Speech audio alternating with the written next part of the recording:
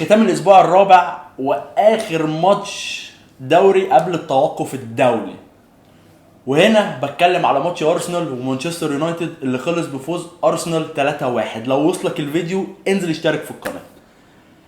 حقيقي فاتك الماتش لو انت ما اتفرجتش عليه، مش عشان ارسنال كسب نهائي خالص. انا عايز اقول لك ان ارسنال لعب 4 ماتشات ومانشستر يونايتد لعبت 4 ماتشات في افتتاحيه الدوري. ده احسن ماتش لكل فرقه فيهم حقيقي وهمشي لك الماتش مراحل.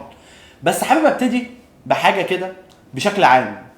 يعني الواحد لما بيبقى عنده مشكله في الحياه عامه بتختلف المشكله من طريق لطريقه حلها. يعني بمعنى ايه؟ بمعنى لو انت عندك مشكله وتعاملت معاها بذكاء وتعديتها فدي بقت عقبه بالنسبه لك وخلاص الموضوع انتهى وقشطه صباح الفل. لو انت فضلت تقاوح في المشكله فالمشكله هتفضل مزاولاك ايه على اللونج ران او على المدى الطويل. برمي بالكلام هنا على ارتيتا في ماتش فولهام اللي هو اول ماتش قبل ماتش مانشستر يونايتد على طول. ده مفيش حد بيشجع ارسنال ما سبلوش 100 مله ودين. ليه؟ عشان حنيكه غير مبرره. انا فاهم ان انت مدرب وانا فاهم ان انت من حقك تتحنيك، انا ما عنديش اي مشاكل ان انت يبقى عندك بارتي. انا حاسس ان هو باك يمين سيكا، بس انت لسه مش مؤهل للحنيكه دي بتاعت بيب مثلا. انت لسه ما جبتش دوري، انت لسه ما جبتش شامبيونز ليج، عشان ما نضحكش على بعض. انت بتجيب كوميونتي شيلد، بتجيب اف اي كاب. يا عم لما تروح وتجيب دوري، يا عم لما تروح وتجيب شامبيونز ليج اتحنيك براحتك. قول لي انا حاسس ان بارتي يلعب باك يمين، انا حاسس ان جابرييل لا ما المفروض ما يبداش، زيتشينكو يقعد على الدكه. اما ان انت بتعمل كده في بدايه الدوري الناس كلها منتظره منك حاجات كتيره قوي، دي كانت صدمه لاي حد بيشجع ارسنال حقيقي. وخاصه ان انت تتعادل قدام فولهام على ارضك مش لطيفه. بس الحمد لله ليه ان هو ما قاوحش. ولو جبت اي حد عيل صغير بيشجع ارسنال من السيزون اللي فات بس هيبتدي بنفس الخطه اللي ابتدى بيها ميكيل ارتيتا، اللي هي ايه؟ اللي هي رامسديل في الجون، قدامه صليبه وجابرييل على اليمين، زيتشينكو ووايت، ديكلان رايس سي دي ام في النص، اوديجارد ناحيه ساكا، هافرتس ناحيه مارتينيلي، ونكيتيا في النص. دي الخطه ببساطه ما فيهاش اي نوع من انواع تشغيل الدماغ. عارف لما تيجي تلعب بلاي ستيشن وتخش تبدا الماتش على طول من غير ما تعمل خطه؟ هو عمل كده والحمد لله اللي هو عمل كده حقيقي. عشان احنا شفنا لما جرب يتحنك ويشغل دماغه احنا لبسنا وضيعنا نقطتين والسيتي فرق اهو. عجبني في حاجه مهمه جدا كان عملها السيزون اللي فات وللاسف اترجمت عليه بشكل سيء والناس انتقدته، ان هو اول ما خيسوس رجع خش انزل العب. الحمد لله اللي هو ما عملش كده. ابتدى بنكيتيا، ونكيتيا مستمر باداء متميز حقيقي. هتقولي ما جابش جوان، هقول لك ما جابش جوان، بس اتفرج على تحركاته، اتفرج على كرة ميته بتتنطط المدافع لاندلوف بيتفرج عليها مستنيه تخرج، هو بيجري من قبل نص الملعب يروح يجيبها ويلبس قلب دفاع الفريق اللي قدامك انذار. عملها مرتين، عملها في خروف زي لاندلوف وعملها في مارتينيز اللي هو المدافع اللي بشيء وشويات اللي لسه جايبينه. فلو انت فاكر ان الكلام ده اي حد بيعمله، لا الكلام ده مش اي حد بيعمله. بدليل في نفس الفرقه عندك كاي هافرتز تحس ان هو عليه هموم الدنيا والدين الصراحه. عليه شفت 8 الصبح هيصحى هيشتغل 8 ساعات من غير بريك ولا هيشرب سجاير. فاللي هو يا ابني انت ليه واقف؟ ليه خشبه؟ هقولها تاني، باداء كاي هافرتز ده، لو كاي هافرتز استمر بالاداء ده حتى بعد الانترناشنال بريك اللي هو التوقف الدولي، يبقى حرام علينا لما نقعد لعيب زي فييرا على الدكه. وخاصه ان فييرا انت لسه دافع فيه وشاري فيه السيزون اللي فات، وكل ما بينزل يا بيزودك باسيست يا اما بيزودك بانتاجيه، وهو ده اللي انت بتبقى محتاجه. اما هافرتز لعيب عادي قوي. يعني احنا كنا بنشتكي من الحدوته دي من سميث رو مثلا، جاله سيزون كان ايه ده، ايه الحلاوه دي؟ بعد كده بقى لعيب عادي. فانت دلوقتي رحت دفعت 65 مليون برضه في لعيب عادي. فهافرتز مش عايز الناس تستعجل. حتى البيلنتي كان سيميليشن رخيص قوي جت على الحكم اي نعم، بس الفار يعني انت لعيب ذكي، المفروض تبقى لعيب ذكي. ان دلوقتي الدنيا بقت اذكى بكتير وفي فار وفي حاجه، وصعب قوي ان هي تعدي. يعني انت صعب قوي ان هي تتحسب بيلنتي. يعني اي حد هيرجع يشوفها يقول لك صعب قوي ان هي تتحسب بيلنتي. يعني انا مستغرب ان الحكم حسبها بيلنتي، بس يمكن الزاويه اللي كان واقف فيها.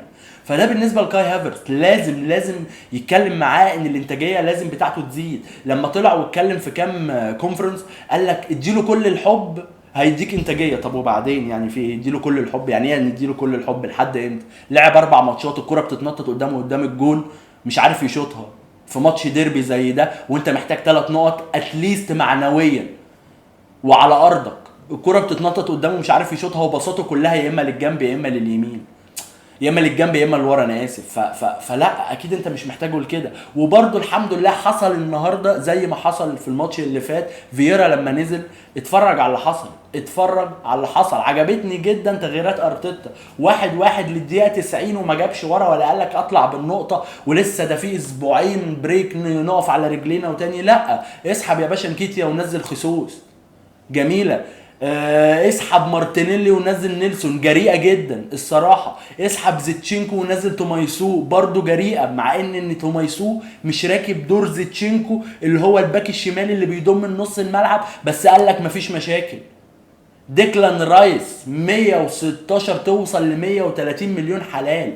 يعني دلوقتي يقول لك ايه؟ يقول لك لو فريقك فلوسه مش حلال ما تكلمنيش. ارسنال فلوسها حلال في اللعيبه اللي جابتها، وهافرتس وحش بس لسه ما تقدرش تقول عليه ان هو وحش قوي، عشان احنا شفنا هافرتس قبل كده مش الانتاجيه ال100%، بس اتليست هيساعدك في القوام اللي انت بتعمله. بس برضو ارجع واقول لك على حاجه، البرايم بتاع شاكا اللي هو كان السيزون اللي فات لسه لحد هذه اللحظه متفوق على هافرتس العادي. اما ان كيس هافرتس وصل للبرايم طبعا هنقعد شاكا على جنب، عشان برضه ابقى صريح معاك. ماتش جميل جدا، عجبني تعامل ارتيتا مع فترات الماتش على مراحل الماتش. مانشستر يونايتد عمل ماتش قوي جدا، بس حقيقي في حاجه انا مش فاهمها في ماتشات ارسنال ومانشستر يونايتد. مش فاهم النظريه بتاعت ان راشفورد بيبني السي في بتاعه او بيبني لقطات مجده في ماتشات ارسنال. يعني بقى جون راشفورد في ماتشات ارسنال تريد مارك، علامه مسجله، وبقى معروف هو هيفليك شمال هيكسر يمين هيشوط، بقت معروفه زي شيكابالا في الاهلي. فيا جدعان ما احنا عارفين ان هو هيعمل كده، يا مدافعين يا محترمه، طب ما احنا عارفين ان هو هيعمل كده، بس مش مشكله. بس هو مانشستر يونايتد ايه عباره عن غير باصه من ورا عاليه، وتقريبا يا بتبقى من برونو يا من اريكسون لراشفورد، بيرقص واحد وبيشوطها بتيجي جون. حقيقي ما شفتش مانشستر، انا مش قادر اشوف مانشستر يونايتد غير كده، غير اريكسون وبرونو بيباصوا ثرو عالي بيوصل لراشفورد في ظروف حلوه، مش ظروف معقده، في ظروف حلوه بيرقص واحد ويحطها في الجول. وده بيبقى عيب مدافع مش كفاءه من راشفورد برضه. فانا مش قادر اشوف مانشستر يونايتد غير كده. هولاند المهاجم الجديد اكسبكتد بال10 15 دقيقه اللي لعبهم، لا اكسبكتد، بيعرف يحجز على الكوره. رازا جابريال في 3 كرات عاليه جايه وجابريال اطول منه، فلعيب كمهاجم بيعرف يحافظ على الكوره، لا دي ميزه حلوه. مش كل حاجه بس ايه، احنا بنحاول نشوف الحلو. راح بكوره كان 1 على 1 بس ده صليبه، مع احترامي يعني ده صليبه. فايه فقال له ريح يا حبيبي، فالهجمه خلصت وكده. الجون بتاع جرناتشو اللي هو كان هيبقى ايه زي ما بيقولوا القشه التي قسمت زهر البعير، الدقيقه 91. الحمد لله ان هو اوفسايد، الحمد ده ستر ربنا ده رقم 1. رقم 2 ذكاء من صليبه. الجون ده كأن صليبه جاب جون. بص على توقيت صليبه والكوره بتطلع من رجل برونو لجرناتشو، كان واقف معاه على نفس الخط، راح رجع رمى جسمه لورا خلاه يسبقه بايه بمفيش. فالحمد لله. والواد سريع، فطبعا انسى بقى خلصت. الواد سريع وفينيشر، حطها من جنب رمز الهاتها من الشبكه، بس الحمد لله ان هي جت اوفسايد.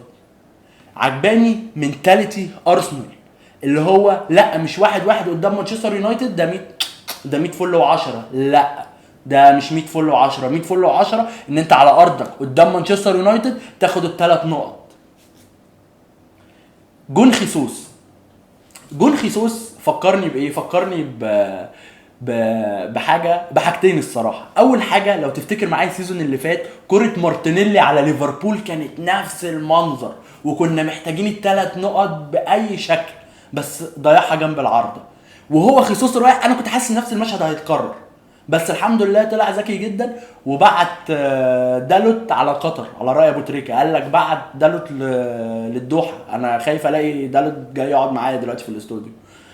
فالكوره دي فكرتني ببيكي وكريستيانو رونالدو لما اتزحلق وراح بيكي عامل كده وفضل ماشي على الارض حقيقي. فطبعا خيسوس فينيشر، هو خيسوس كان محتاج الربع ساعه دي تجي لي بقى في اول ماتش بعد التوقف الدولي مش هتلاقي نكيتا هو اللي بادي، هتلاقي خيسوس هو اللي بادي. ليه؟ عشان خيسوس هتلاقيه داس، مش ممكن ما يروحش مع البرازيل في الماتشات الدوليه، وتقريبا مش هيروح عشان هو لسه راجع من اصابه، بس هتلاقيه رجع وجاب جون في ماتش ديربي، نفسيا رجع، وهو المهاجم مش محتاج اي حاجه غير كده، ماتش قوي ينزل فيه يجيب جون. وهو خيسوس لما نزل كان بيرقص وعادي والدنيا جميله كانك اصلا كنت كسبان. فهو خيسوس مهاجم تقيل مديك ثقل.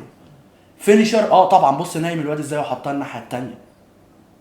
صراحه ده بالنسبه للجون الثالث. بالنسبه للجون الثاني، انا هرجع بيهم لورا يعني من الثالث للثاني للاول. بالنسبه للجون الثاني، بص عقل ديكلان رايس، كوره كورنر اللي هو الملعب كله عايز يلعب بالهيد، يا اما يشتت يا اما يركن يا اما يصلح، ده استلم، ده واقف لوحده خالص، استلم وتقل وراح حطها سيكه ريفليكشن صغيره وهاتها يا اونانا من الجول. معلش يا حبيبي بتضيع وقت، اونانا بيضيع وقت. طب ده عيب على الفلوس اللي لسه ما بردتش، بتضيع وقت ليه يا ابني؟ ده كل حاجه بقت محسوبه دلوقتي.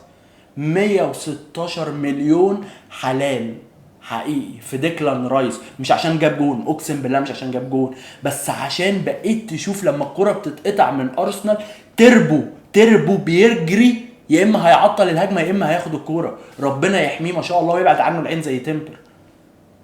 دفاع ارسنال من غير حنيكه ارتيتا العالم كله بيحسدك عليه، العالم كله. صليبه وجابرييل، عندك 5 لعيبه من احسن اللعيبه في الدوري الانجليزي السنه اللي فاتت، عندك رامزديل، عندك اوديجارد، عندك ساكا، عندك صليبه، 4 لعيبه. ايه يا عم بتتحنيك ليه؟ ما تنزلهم وتقول لهم يلعبوا.